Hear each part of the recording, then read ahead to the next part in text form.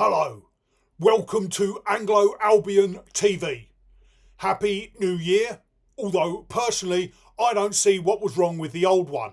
Probably offended too many people, so we had to change it. I suppose that's not very woke of me to think that there's nothing wrong with the old year. Well, I make no apologies for that, and if Keir Starmer doesn't like it, then he can just go back to communist Russia. Today, we are investigating a shocking new theory about Harry and Meghan. Are they, in fact, crabs? This theory first emerged several evenings ago while I was watching my Love Thy Neighbour box set. I was on my third can and enjoying the perfectly innocent comedy classic when it suddenly occurred to me. We haven't heard from Harry and Meghan for a while. I hit pause and I thought about it, and it was true. There's been nothing, not even a podcast. So that led me on to the real question: what are they up to now? I put all thoughts of harmless comedy about how both white and black neighbours can be prejudiced actually aside, and I got to work. Using the internet, I could see that, aside from stories in the Daily Express, which must be commended for its tireless work in keeping the malign nature of Harry and Meghan in the public eye through stories both true and mainly false. Aside from the Daily Express stories, there has been nothing from Harry and Meghan in several months. They were being quiet. Too quiet. What were they up to? With absolutely no evidence to work with, the only thing left for me to do was speculate. Were they building some sort of lair under a volcano from which they could threaten Britain with some sort of giant ray? It was possible. They had the money. It didn't feel right though. Someone, not least the Daily Express, would have noticed any former royals building under a volcano.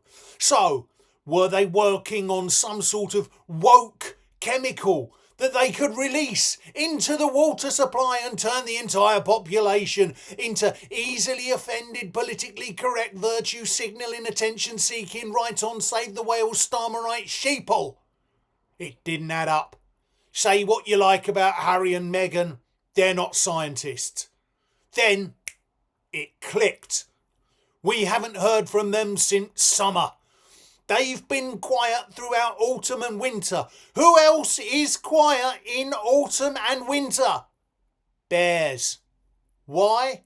Because they hibernate.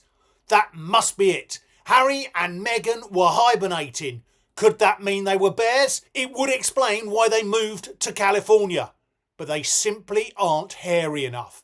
Are they frogs? No, we've never seen them jump particularly high. That only left one option. They must be crabs. Do crabs hibernate? We simply don't know. But if we do know that Harry and Meghan are crabs, which seems to be the case, and that they hibernate, which would explain why we've heard nothing from them in the last months, then we can conclude that crabs like Harry and Meghan do, in fact, hibernate, and therefore Harry and Meghan must be crabs. So that leads on to the most terrifying question of all. If Harry and Meghan are, in fact, crabs, then how are they able to infiltrate the highest levels of human society? And what are their plans? There are over 16 billion crabs on Earth. Are Harry and Meghan the first salvo in some sort of terrifying crab revolution?